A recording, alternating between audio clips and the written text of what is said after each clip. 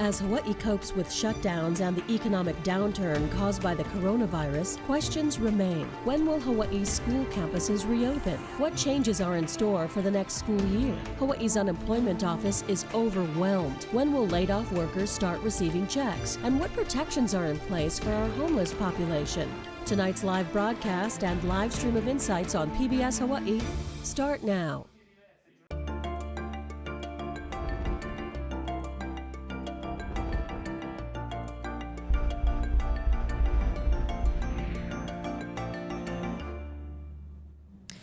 Aloha and welcome to Insights on PBS Hawaii. I'm Laurie Amata.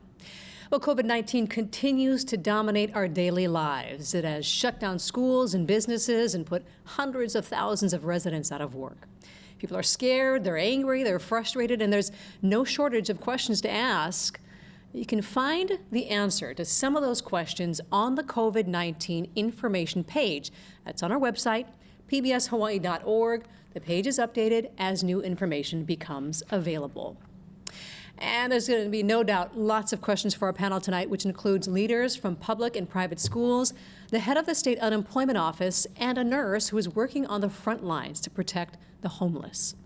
So as always, we look forward to your participation in tonight's show. You can email, call, or tweet your questions, and you'll find a live stream of this program at pbshawaii.org and the PBS Hawaii Facebook page.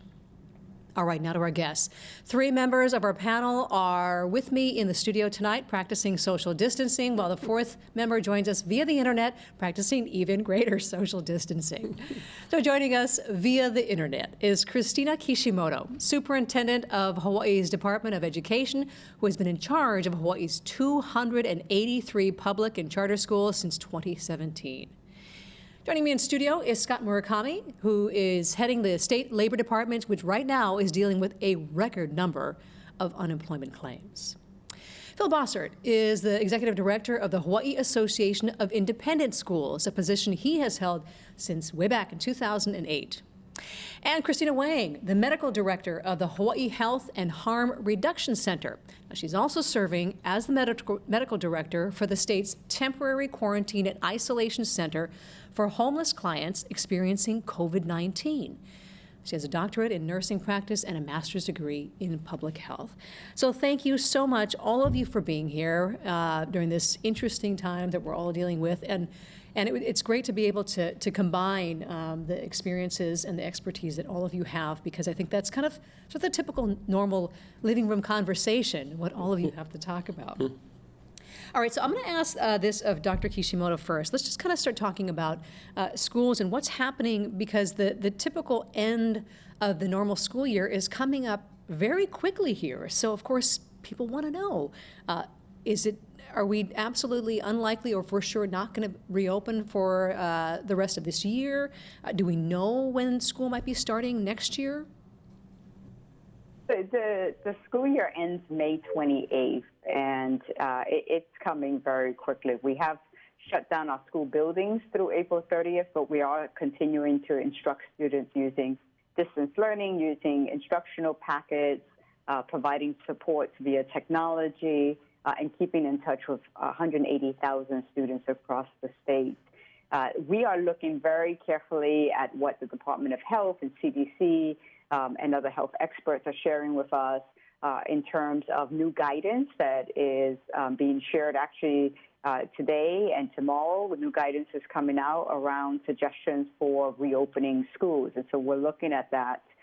We think we're going to have really a staggered type of opening as we look beyond April 30th and may not be able to do that staggered opening until beyond May 28th. We're actually prepped to do distance learning for our summer school, knowing that there are so many unknowns right now, and so we're watching what's happening in Hawaii very carefully. So no doubt we have a lot of questions per area of expertise for all of you, but we're going to break it up a little bit just so that we're not staying aiming a stream of questions at one person for too long. So, but I am going to ask another question, Dr. Kishimoto, and this really is a question. These questions also go to Phil as well, as far as the school kids that you're managing. So I think I would ask about graduation, because I know a lot of families, no doubt, are wondering, okay, are we having ceremonies? If not, what about the cost that is going into that? And one of the questions that we had, not surprising, that came in, I understand no formal graduations, but what about cap and gown announcements? What about if we purchased it earlier in the year, are we going to get some kind of refund? I mean, it is coming up soon, so people want to know what's going to happen with that if they already put time and money in place. So as soon as we went into school closure, we were asking families to not expend any more money on commencement until we knew what was happening. There were dollars expended already by families. There were prom dresses and outfits purchased, for example, and proms were all canceled. We do have a number of schools where cap and gowns have come in. As of yesterday, I did share statewide that we won't have traditional commencement ceremonies this year.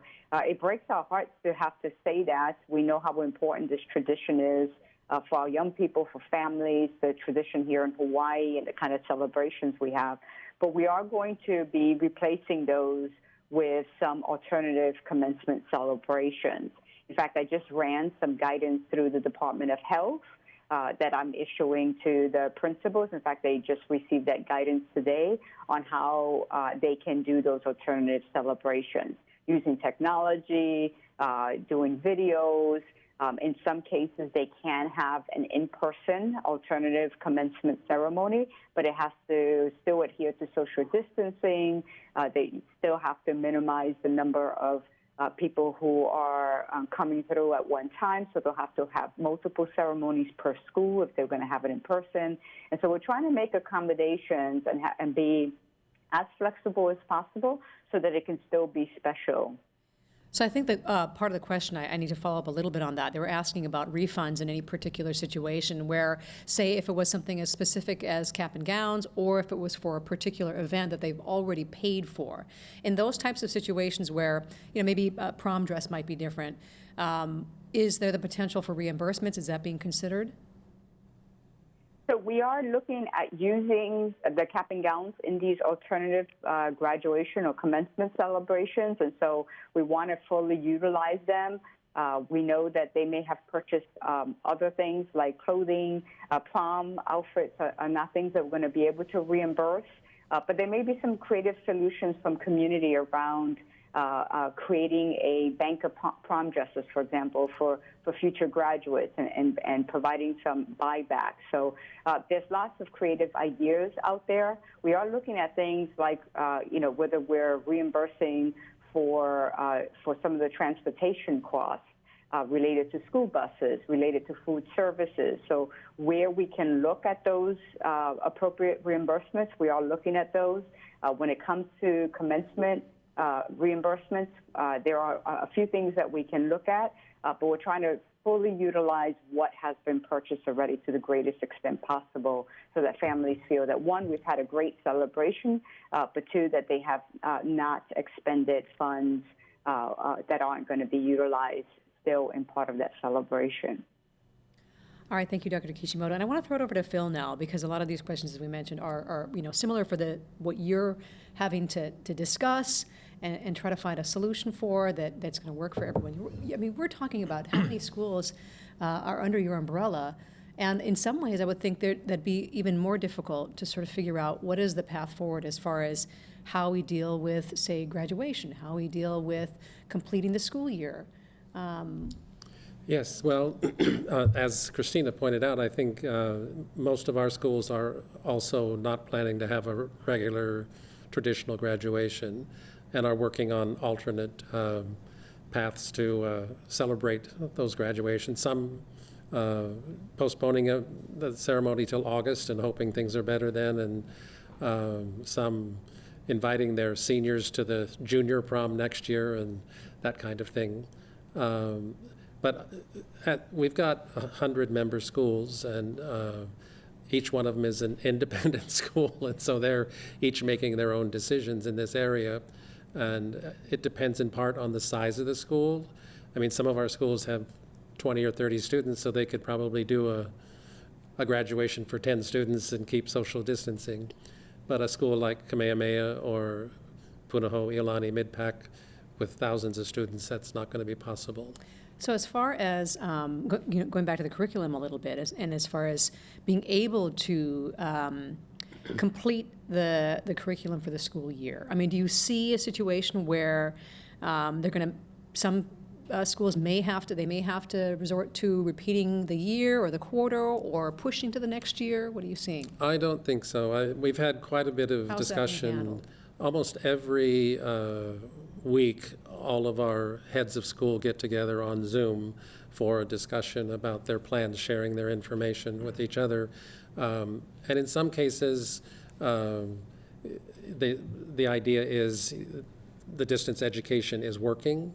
The assessment can be moved to projects or papers or things like that rather than testing. In other cases, in a smaller school in particular, the teachers all know each other and can say, well, I never made it to that theorem in algebra, and so you're going to have to start a little lower next year to move it up. But I don't think any of our schools are saying that they're going to, so to speak, flunk a student because of this situation. I think they will make do with the situation, and it'll be unique to each school. Each grade it can be different, and also in some cases each student. Now, I know I need to move on to our other guests and other topics because they're all equally important, but I just want to follow up one more time with Dr. Kishimoto as far as same question as far as potentially students having to retake a quarter or a semester or a year, or having to retake some classes. How are you, what are you telling parents and students at this point? So this year we have over 11,000 graduates across our state, and we went into deep planning very quickly around how to ensure that our seniors could graduate on time, could get the supports they need. I did go to the Board of Education and ask for a waiver of the graduation policy, and what that basically allows me to do is to look at the circumstances and how successfully we are ensuring that all students are ready to graduate, and to make some accommodations for students. So essentially, we ended the school year from a grading perspective at the end of third quarter, which was right at the time that we went into spring break and ended up closing the school buildings down and continuing into what we call continuity of learning plan. That's where teachers continue to teach, work with students, they submit work, they get feedback, but it's not for a grade. It can be for a grade if they need to bring up their grades in order to meet promotional graduation, but otherwise it's for the learning. It's for that continuity of learning. And so our teachers have individual plans of all of our students, not only our 11,000 graduates, but our 180,000 students across the state. And our 13,000 teachers are doing a fantastic job keeping in touch with those students.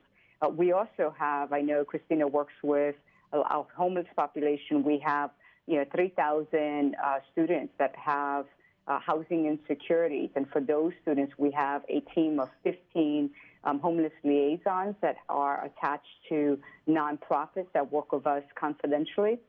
And we're providing support to them because we have a number of graduates amongst them as well. So we got laptops out to them, materials out to them. We ensure that their food security is taken care of. We've gotten also the mobile showers out to locations to support our students with those housing insecurities. So we're really being multifaceted and making sure all of our students graduate or promote on time. And so I think you naturally tossed it over to Christina to talk about that and share a little bit more. And also, really, this ties right into what Scott is dealing with as far as what's happening with, say, our graduating seniors and what they're looking, what it's looking like over the next few months. I'm going to get to that in a minute. But since we started talking about the homeless population here, that's an interesting situation as far as when you have this population that is out in the community, they have a different framework as to how they're living their lives. How are you approaching that? How are you reaching them? Are you able to implement social distancing? Are you able to get them in for testing, et cetera? Yeah, these are really good questions. We've been working, the Hawaii Health and Harm Reduction Center particularly focuses on the houseless population. 60% of our clients are houseless or are marginally housed, and that kind of speaks to folks that might couch surf or not really know where they're going to be sleeping that evening, whether it's a car or so on and so forth. And, this population particularly we serve has a lot of other complicating factors, a lot of other comorbidities like behavioral health and substance use disorder. So adding an additional infectious disease on top of it has actually really been surprisingly in the fact that we're able to actually bring together more of our community partners. And that's been so positive, actually, because this is the first time in years I'm seeing more collaborative discharge planning for this population to really adequately meet their needs. And so I am so relieved to hear that my other Christina here on tonight has really thought through adequately the services that need to be provided for all of our folks out in the community that might be really struggling with making ends meet financially, and may not know where their next meal is coming from. And certainly, I remind folks that there's no, there's no cell phone or computer lab inside the parks that these folks live in. So, we have to provide those types of materials in order to have our students succeed and in order to have our patients be successful, because we're not able to as easily pivot to do telehealth with this population. Right. So I've continued to do outreach. Yeah, how are you reaching them? What is kind of the, for lack of a better way of putting it, kind of the workflow in to reaching the houseless population? And on top of that, how are you approaching testing? Is there a priority there based on their level of exposure? Or? Yes, so great question. So we work with all of our community partners that have a lot of boots on the ground in terms of outreach programs. I myself run an outreach medical program on Tuesdays and Fridays, so I particularly service the downtown Chinatown population, which has about 63% of our homeless in the state of Hawaii, Waiʻi area being the next highest encampment area. And we are following CDC guidelines for trying to not disrupt encampments, and rather using a red-green placard as implemented by City County Scott Morshige's office, which we have educated our folks on the streets that are in encampments to use the green side to mean I'm okay, I'm well, please pass by me. Red meaning please check in on me, I may have health complications or concerns and I would like those to be addressed. And it's one way to kind of not disrupt encampments. At the same time, we are providing education by doing some small handouts and literature, as well as talking about ways to reduce risk in terms of good sanitation. Folks out there have been trying to provide masks to our houseless individuals and really do adequate screening inside of homeless shelters to really trigger the next level of where they would need medical triage to see if they're appropriate for swabbing or further testing. Right. So Scott, no doubt we got a lot of questions for you too, because it's just so on people's minds as far as jobs and being able to have a job and dealing with unemployment. Let's first talk about sort of this crush that happened of unemployment and how that went. To give us sort of an assessment, we're kind of sort of partway through that for you. What happened initially, and there was definitely with an unprecedented situation, it got difficult. And sort of walk us through that. So I think it's important to start a little further back, because the system that we have in place now was actually scheduled to be modernized. And it's a mainframe-based system that's over a decade old now. What was the delay in sort of modernizing it? Was it getting the funding you needed, or? No, actually, we were working with the legislature and the administration on modernizing the system. But it is a very complicated system. The estimates that we got from the National Association of Workforce Organizations was about $80 million to upgrade modernize an unemployment insurance program. So we were working with a group out of Idaho that had received some federal funding to build a modernized web-based, cloud-based solution. And we did look at the first version of software that they had. But the releases that were coming out in the second version, which was scheduled to come out in July, were much more robust and really met the needs of our community much more to a much higher degree. So we were on schedule in this session to receive the funding that we need. We did complete a gap analysis to identify what business practices and technological adaptations we'd have to make to modernize the system. So we're on track to do that. Fast forward to March 18th, right? Prior to that, we had planned for COVID-19. We had anticipated some of the impacts that would happen. But on March 18th, we started to see some signs that the system was degrading. The number of filings that we were taking in was starting to decline, and we were starting to get a heavy load of calls that, hey, I can't find. At a time when you know it shouldn't have been declining, right? And so at that point, we knew that we were starting to see the initial signs of a problem, and sure enough, the next day was really bad. And so to give you an idea of what happened is a mainframe is really designed to do processing. So you throw a hard problem at it, crunches the numbers, and gives you a solution. It doesn't answer all of these calls. The mainframe had in the initial phase, I believe it was 10 million calls in an hour. Wow. It settled down to 3 million calls in an hour. And that's what caused the system to degrade. The system technically never crashed, but what happened... When you say degrade, it didn't, it never really crashed. But just got mucked up to the right, point but of at a not certain able to point, work. it's not really performing the way it should. So for all intents and purposes, people feel like it's a system crash. But by the 23rd of March, which was, 5 days later, we had put in place web services that remove those types of activity from the mainframe, then thereby allowing it to do its job. And that came in the form of a web form. So claimants could then go online, file their claim, and we would ingest it in the mainframe. What that did is it allowed us to control traffic. And that was really the first solution that we had. I think the important thing to realize is that within 25 days of March 18th, we not only launched the new filing portal or the web form, we also started to ingest the data. We also were able to change the code to make sure that the calls were, our system itself was much more streamlined. We launched 3 call centers, 2 claim centers in remote locations, one in the Hawaii State Library and one in the Entrepreneur Sandbox. And the reason that's important, right, you can think, well, just get a big location, throw all of these people in there and have them process these claims. You can't do that. My biggest fear that happened on the 18th was that week was that if anybody in our office gets COVID and I have to shut the place down in quarantine, we wouldn't process a single claim, right? And now you're talking about like just an unbelievable economic problem. And so those were the factors that we were looking at. I can tell you I'm very, very proud of our staff. There were 7 people to process claims in our office. And today, right now, we have 118. In 25 days, we got 118 people working on processing claims. And we're trying to do this in an organized way because I need to scale this in a number of ways.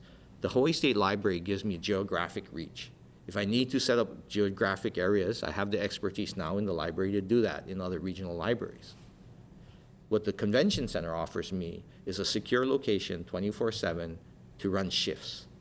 But I can't do that in every location. And that's the it's a tactical type of solution that you've got to apply to this And, problem. I think this goes to, say, Jackie from Kaimuki and her questions. Not surprising there'd still be questions, about people having some difficulties, even though you've made monumental leaps over the past couple of weeks. She's saying, hey, her unemployment claim keeps getting rejected on site with no explanation. Also, site is busy and people are unable to access it. So what now? I think it's, you could definitely look at it and say, my goodness, we're still in the middle of this process. How would you ask people today? So first thing, Jackie, what I'd share with you is that part of the reason that we're still experiencing high levels of activity is that every week, claimants who have filed have to go in and certify. And so that certification is actually what's taking up a lot of time on the server now. I know that there's been some concern over our messaging. So here's the best way to look at it is we had to solve this problem in 3 phases. And we're actually on our 4th now, but the first phase was really to look at how do we address filings? Because if we don't take care of filings, nobody is going to get a claim in.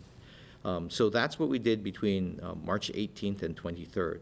The next phase was, how do we start reducing some of the exposure we have to COVID-19 by setting up these remote locations, but also accelerating reducing the payment period. Because by statute, by federal rule, I should say, we're allowed a window of 21 days to make a payment. And clearly 21 days is too long. Yeah. So we're challenged by a number of, ourselves, but also by other people to, how do you make that shorter? So we've made a number of systemic changes to the system to allow us to reduce that time, both in terms of the manual processing that we have to do, but also in terms of the system and some of the logic that we removed from it. A lot of layers here, Right, and a lot of things that people need to think about that are rings around what needs to happen for it to actually work accurately. And I think this is really unfair of me to ask you this, but just to Jackie's point, I'm sure she's asking, well, when can I expect it to be a little bit better? So I can tell you this, for a clean claim, something that has all of the right information in it, that claim actually gets processed in about 15 days now, 14 to 15 days. But it has to be clean. And many of the claims that we receive aren't clean. And the reason is, well, there's a variety of reasons, but it's not, especially for people who are filing the first time. There are mistakes that can happen. We've had things from errors like the wrong social security number to somebody listing the wrong employer because there's a DBA as opposed to the employer's license name. There are other issues that we run into where people may have worked for may have worked for 3 years and listed one employer down, but during that 3-year period was transferred between different divisions, had different cost accountings, and as a result, so there's the verification comes in that they only had a job for, say, 7 months. Right. People need to sort of think about what's happening along it's the process. tricky, and that's part of the challenge. And I need to get some of these questions, no doubt. And there's quite a few public school and Department of Health education questions coming out. So I'm going to get to that in just a minute. But I want to just quickly a couple more for Scott. This is. Doesn't say, it's from COVID-19. For this unprecedented number of unemployed, asking, could possibly the Department of Labor bypass the weekly and biweekly claims and eliminate that extra paperwork? Is that a possibility, or is that kind of wrapped in together? Yeah, unfortunately not. And we had considered that, right? Because it would have made the payment process easier and it would have eliminated the claims activity. The problem is that you have to remember unemployment insurance is an insurance program. So we have to be very diligent about the monies that we pay out. The reason the certifications are important is because a lot of the people who are filing are considered attached employees. And what that means is they're still getting health benefits and whatnot, who could be called back at any time. When they get called back, the certification is the only way we know that they've returned to work.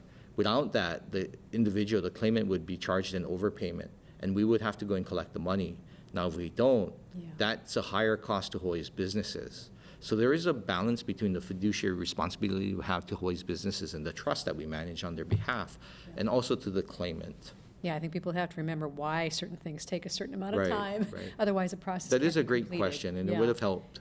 But unfortunately, All right, I got to get back to some of these questions and also some education-related questions. And some of them have to do with graduation, some of them have to do with staggering things, and other has to do with learning and how people are trying to learn online. So here's one from Anonymous. So the question is, my child does Zoom, internet, maybe I shouldn't say Zoom, 1 hour a day, while another student only goes 1 hour a week. The rest of the time, parents are serving as their quote-unquote teacher for the rest of the day with online learning. This really goes, again, to both of you.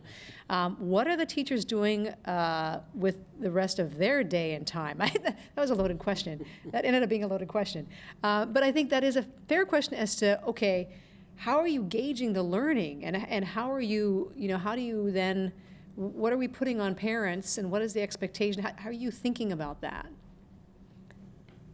Yeah, and I'll start because this is really about shifting from I drop my child or children off to a location, and there's a team of teachers and educators who cover 6 hours a day of instruction and engagement to now my child is at home and I'm trying to figure out how to supervise my child through this distance learning, which was not the way the system of learning was originally designed.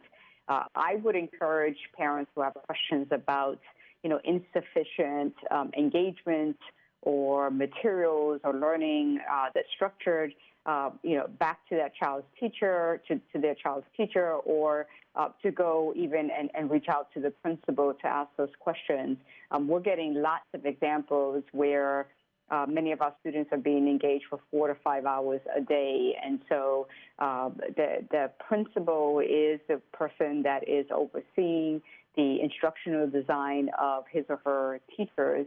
And teachers are also engaging in training around technology. They're vetting curriculum and going through materials and actually planning out each additional week that we're out to make sure there is that continuity of learning, and also providing intervention supports for students who need additional learning time or more one-on-one or smaller group settings. The teachers are managing all of this through technology as well. I will say we're working as a team. I've been really impressed with how teachers and principals, our support staff, our families, and many of our partner organizations have been working together, and each week we get better and better at this.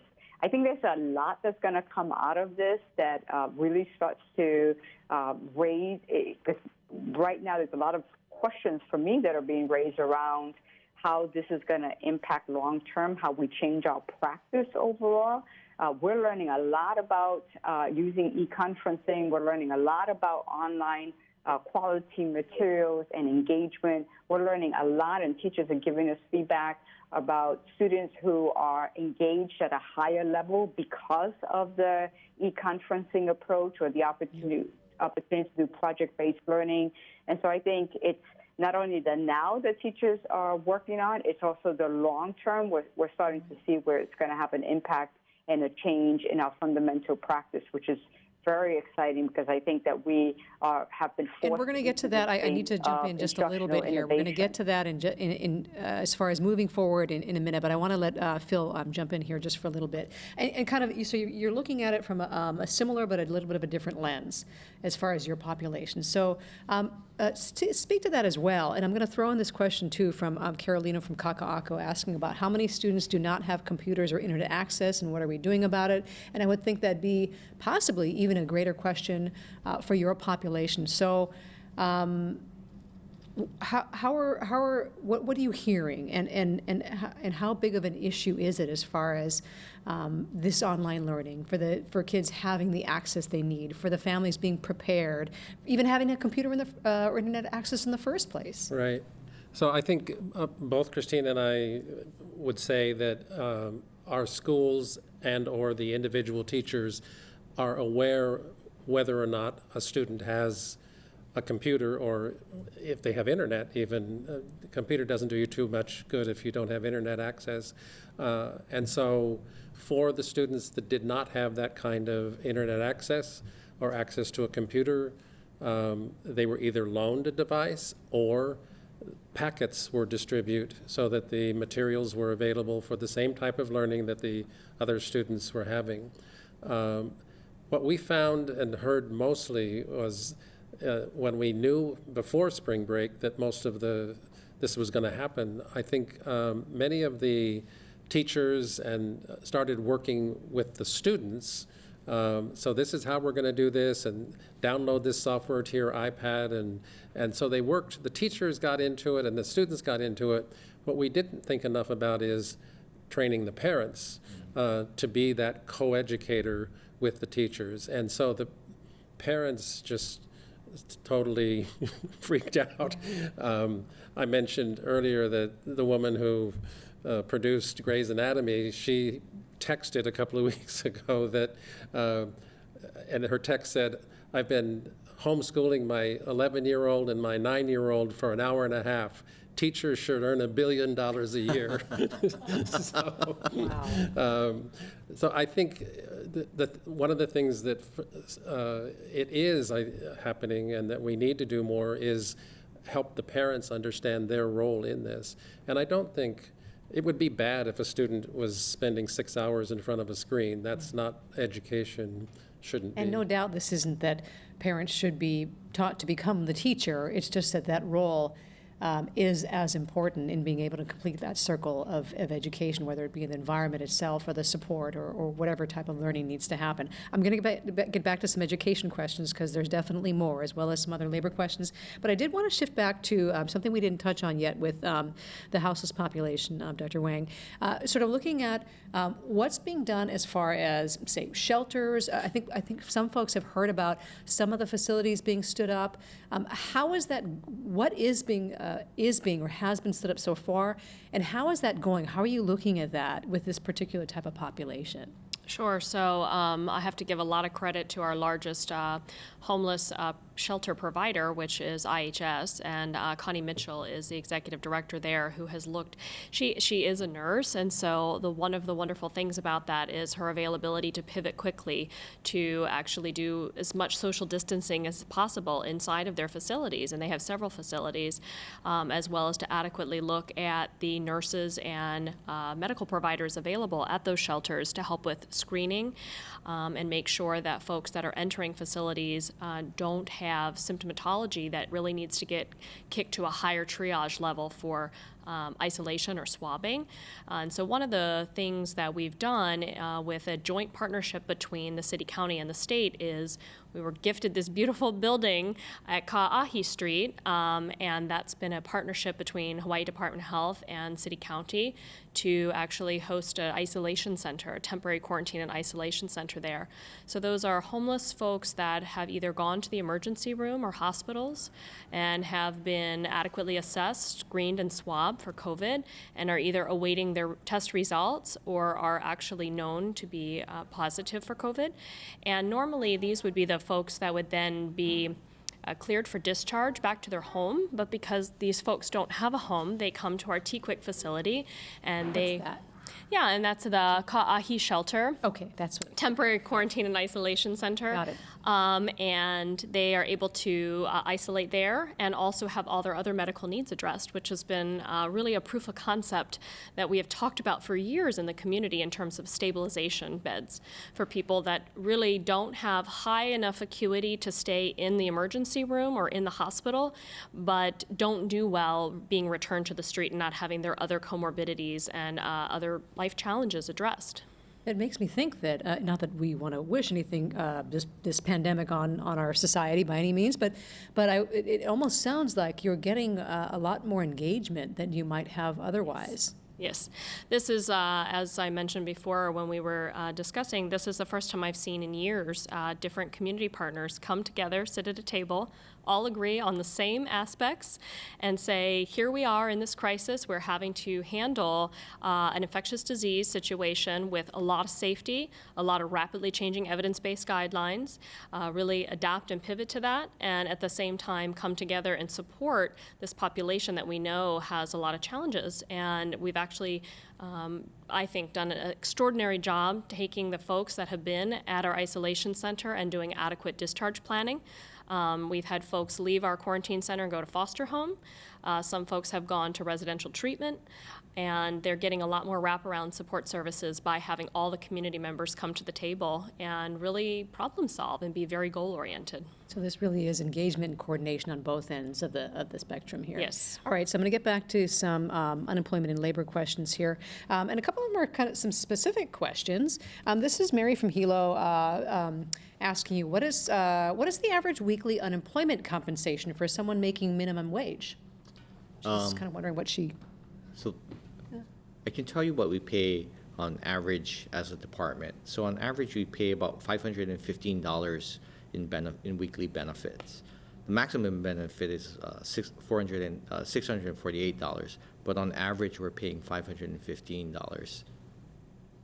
All right, Collins, again, this is kind of rapid fire at you because Sure, they're kind no of problem. sort of random little specific questions.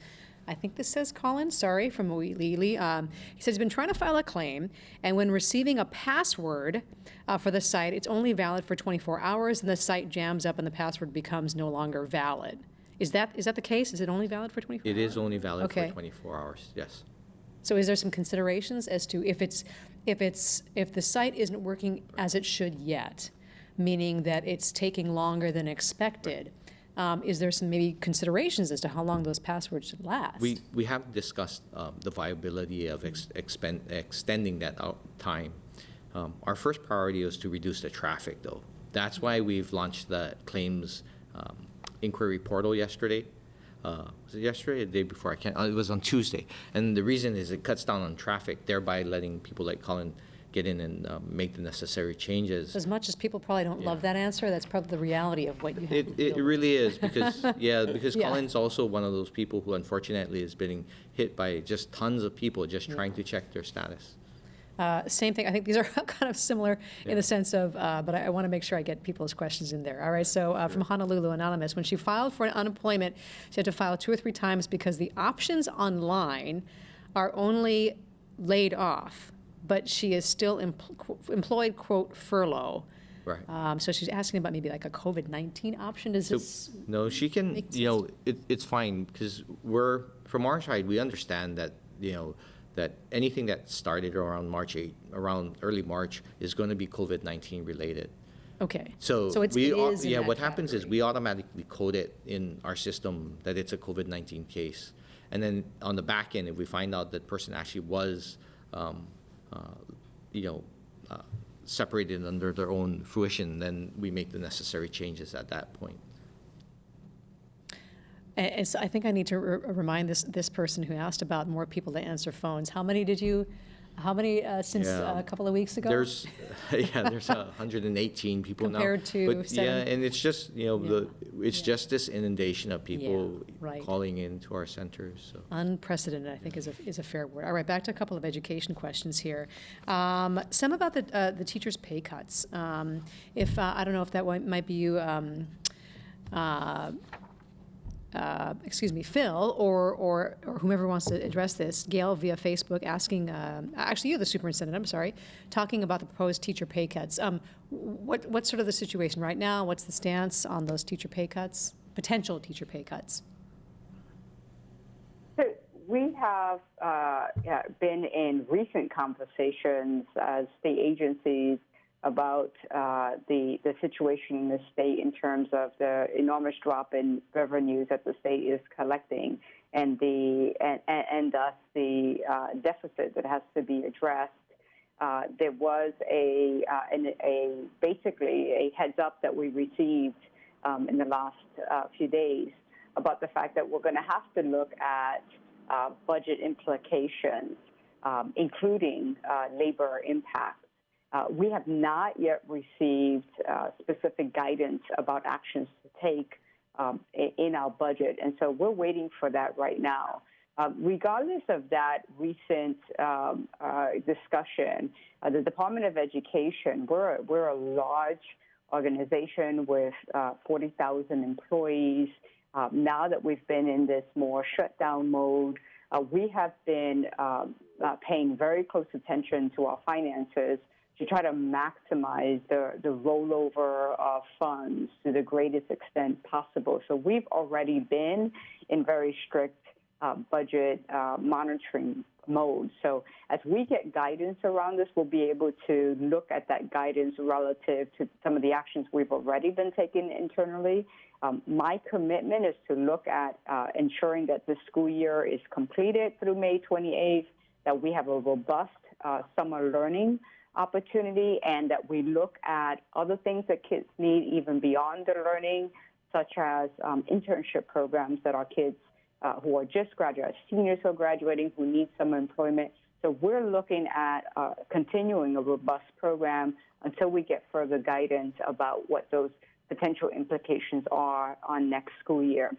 But there is certainly a commitment around needing to protect and support our educators and our support staff members, and to ensure and protect the 180 instructional days next school year which is so important to the future preparation success of our young people. So talking about sort of instruction and sort of what the expectation is, not only for teachers but also for students, I'm going to ask this to Phil. Even again, I think both of you could probably answer this question. And this is from April, asking about, she's saying, currently school is kind of cutting grades as of third quarter, or kind of sort of placing a stronger marker there. Her question is, so for kids who are failing or potentially failing, we're at that point as they were kind of hitting the third quarter, say for kids maybe at that time were getting D's or above, and they needed that fourth quarter. They needed that fourth quarter to possibly push them up to a point where they could then graduate or pass those classes, and feels like, hey, this is putting those kids at a disadvantage because it's shortening their opportunity to be able to make up that time. What's your, maybe I'll start with you, Phil, too, because both of you are looking at this. What is your response to April, and how are you, thinking about kids who are kind of on the line there? So I would say that probably like Christina, we need to make sure there's a robust summer program, whether it's online or not, and so that those students who would have made it up in the fourth quarter will now have to make it up in the fifth quarter, which is the summer, in order to be promoted to the next grade or to graduate. I don't think any of our public or private schools are going to just allow a student to not succeed, because we're interested in making sure that all of our students succeed. So to the extent that the student and the parents are committed to making up that difference, I'm sure every school would make sure that there's an opportunity for that student to do that. I'm going to throw this your way, too. This is from someone from Hawaii Kai. Do you expect a decline in private schools due to the downturn in the economy?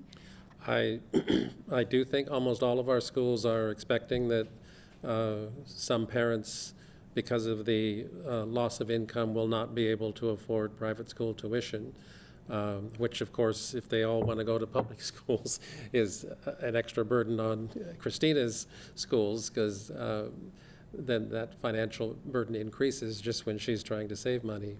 But all of our schools are planning to work with parents, additional financial aid. I think they're all also willing to work with parents who have what's called a temporary liquidity problem. We do expect once the economy comes back up, and I think Scott's right, it's not going to be just a ramp up, it's going to be sort of an up and down bumpy street for 6, 8, 10 months. But we do think that everything will work itself out over the next year. And thus, if you've got a temporary problem, we'll work with you to make it work. Outreach. And I'll just add that in the public schools, the students who are at the end of third quarter who were not meeting performance expectations, they're on an instructional plan right now. So teachers are teaching them. Students can bring up their scores or their grades to a passing grade this fourth quarter. So we're trying to get everyone promoted and graduated within this quarter. If students with that additional help that they're receiving this quarter do not raise their grades, we will then have an extended summer learning. And so we are actually rolling out eSchool, which allows you to take courses in advance. That's not for credit recovery. That's for kids who want to go ahead and move ahead. And we're also rolling out a credit recovery program statewide so that students who, with the fourth quarter added work, still are not meeting grade expectations, can still meet it within the summer. All right, well, we have less than 10 minutes left, so I want to start kind of moving forward and sort of, lessons learned so far and also moving forward. So maybe I'm going to turn it back to you, Scott. Well, first, a specific question. People are asking, hey, when's the check in the mail? This fellow on Social Security Disability wondering when they're going to get the stimulus check. I believe those are already starting to come out. So the stimulus checks, I'm going to assume that the individual is talking about the $600 additional plus up under the CARES Act. Yeah. So we have been able to automate that process. When we paid plus-ups in the past, we've had to do it manually, but clearly under a situation, we don't want to have to do that.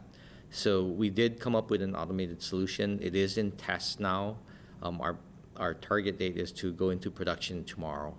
Okay. So if that goes into production tomorrow, and my numbers, I'm getting all my days mixed up, but if it works out, it should be depositing funds on Wednesday of next week. So soon. For the plus-up, yes. Okay. So as far as taking a look at sort of the job situation, and we're kind of sort of, I know a lot of this is it's just a moving target as far as how we answer these questions moving forward.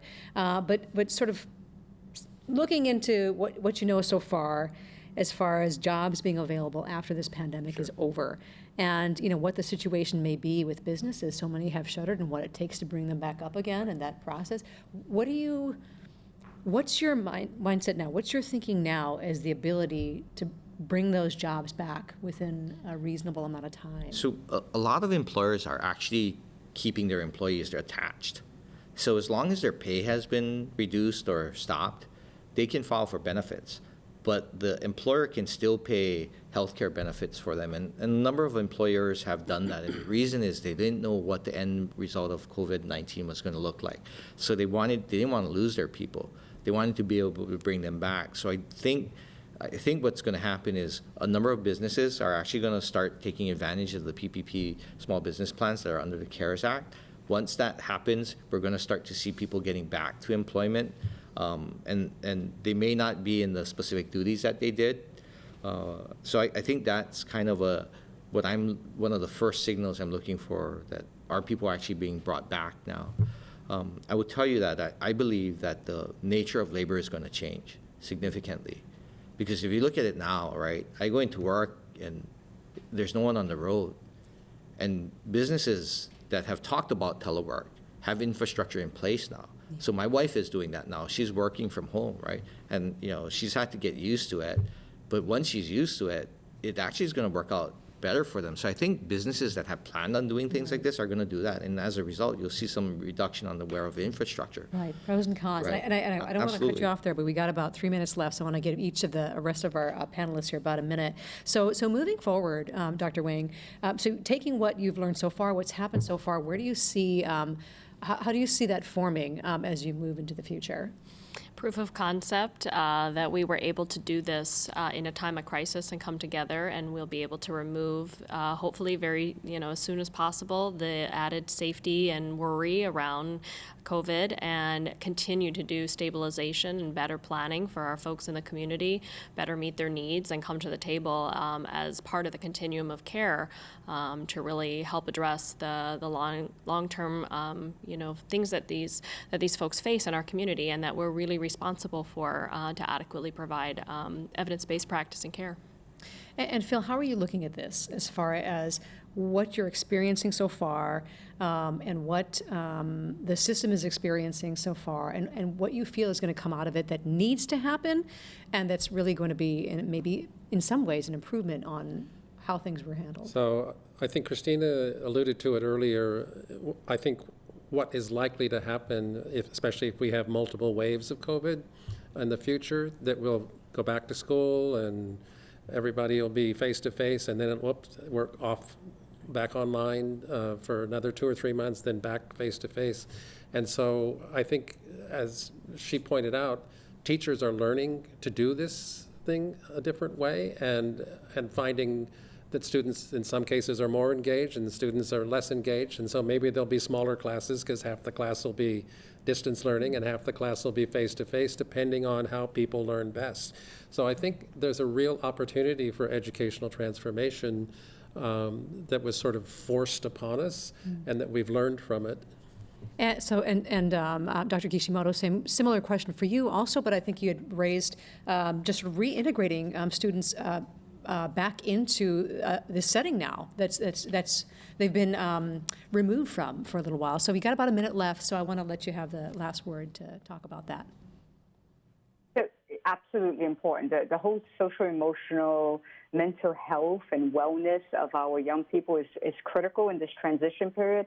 As they come back into school, they may have missed 2 months, 3 months, or more of time in working with their teachers and being part of that school climate. And so there has to be a reintegration. While we're taking care of them now and remaining connected, we also have to have a transition period back in to make sure that they are reintegrating with what is a traditional school environment. At the same time, we've learned that some kids are thriving using distance learning in a way they weren't thriving in the classroom.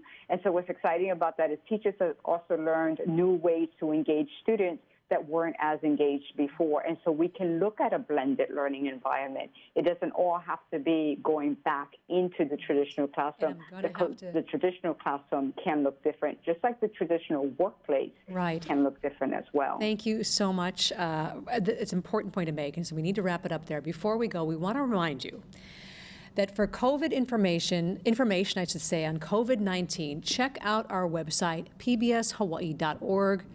You're going to find lots of useful information there. All right, mahalo to you for joining us tonight, and we thank our guests. First in studio with me, Scott Murakami, head of the state's unemployment office, Christina Wang, medical director of the Hawaii Health and Harm Reduction Center, Phil Bossert, executive director of the Hawaii Association of Independent Schools, and via the internet, Christina Kishimoto, superintendent of Hawaii's Department of Education. All right, next week on Insights, Hawaii's 4 mayors will join us to discuss how their respective counties are handling COVID-19. Please join us for a special 90-minute episode of Insights. In the meantime, stay healthy. I'm Laurie Amato for Insights on PBS Hawaii. Mahui hau.